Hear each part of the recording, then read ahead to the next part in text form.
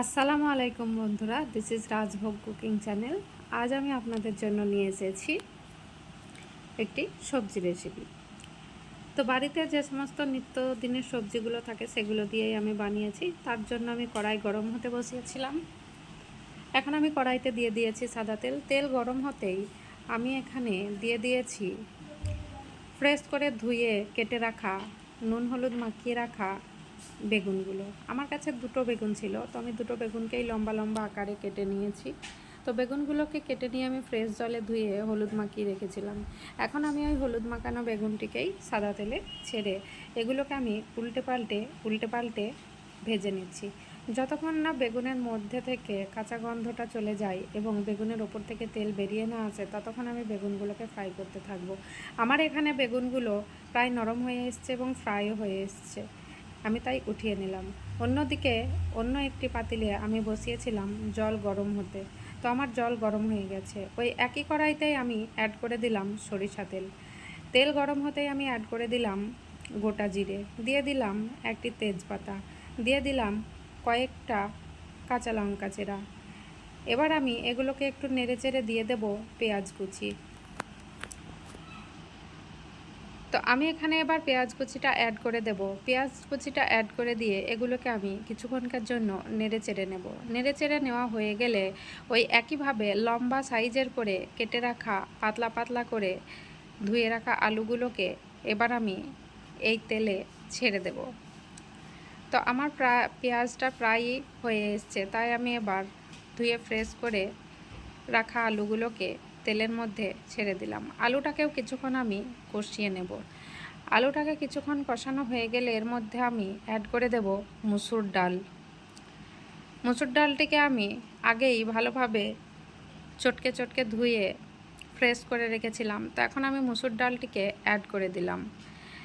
এবার আলু এবং মুসুর ডালটিকে আমি কিছুক্ষণ একই সঙ্গে কষে নেব। কষে নেওয়া হয়ে গেলে আমি দিয়ে দিচ্ছি 1 টেবিল স্পুন পরিমাণ লবণ, দিয়ে দিচ্ছি 1 টেবিল স্পুন পরিমাণ ধনে গুঁড়ো, দিয়ে দেব সামান্য পরিমাণ শুকনো লঙ্কার গুঁড়ি। কেননা আমি এখানে কাঁচা লঙ্কা অ্যাড করেছিলাম, তাই শুকনো লঙ্কার গুঁড়োটা অল্প পরিমাণই অ্যাড করেছি। এরপর দিয়ে দিলাম জিরে গুঁড়ো, তারপর আমি দিয়ে দিচ্ছি হলুদ গুঁড়ো, এরপর আমি দিয়ে দেব 1 টেবিল স্পুন পরিমাণ আদা রসুন বাটা। তো সমস্ত ইনগ্রিডিয়েন্টসগুলোকে আমি এবার ভালোভাবে কষে নেব। এখানে আমি যে জলটা গরম হতে বসিয়েছিলাম সেখান থেকে কিছুটা জল অ্যাড করে দিলাম, যাতে করে আমার মশলাটা পুড়ে না যায়। তো এখন আমি এটাকে কিছুক্ষণকার জন্য কষে নেব। কষে নেওয়া হয়ে গেলে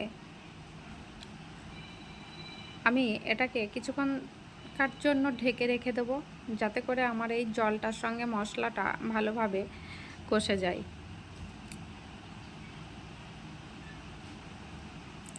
তো এখন আমি ঢাকা তুলে নিয়েছি, প্রায় জলটা আমার শুকিয়ে এসছে। আলু এবং মসুর ডালটাও খুব সুন্দরভাবে কষানো হয়ে গেছে। এবার আমি এর মধ্যে অ্যাড করে দেব গরম জল। যতটা পরিমাণ দরকার আমি কিন্তু ততটা পরিমাণই দেব। যেহেতু এখানে মসুর ডাল রয়েছে, তো মসুর ডাল কিন্তু জল অনেকটাই শোষণ করে নেয়, তাই আমি আলুটাকে ডুবিয়ে রাখার মতো জলটা দেব। দেখতেই পাচ্ছেন আমি জলটা এতটুকু পরিমাণ দিয়েছি। এবার আমি এটিকে ঢেকে দেব। একবার বলক নেওয়া হয়ে গেলে আমি ঢাকনা তুলে এবার এখানে অ্যাড করে দেব আমার ফ্রাই করে রাখা বেগুনগুলোকে। আমি কিন্তু বেগুনগুলো এর মধ্যে অ্যাড করে দিয়েছি। এবার আমি আবারও এটাকে কিছুক্ষণ নেড়েচেড়ে ঢেকে দেব।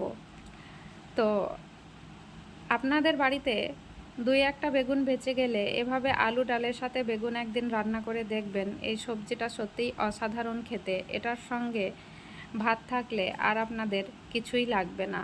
তো আমার এই রেসিপিটা যদি আপনাদের ভালো লাগে, একটি লাইক এবং আমার চ্যানেলটিকে একটি সাবস্ক্রাইব করে দেবেন। আমি কিন্তু এখানে ঢাকনা তুলে নিয়েছি। এবার আমার বেগুন ডালের সবজিটা কিন্তু একদম রেডি হয়ে এসেছে। সময় নিয়ে ভিডিওটি দেখার জন্য ধন্যবাদ।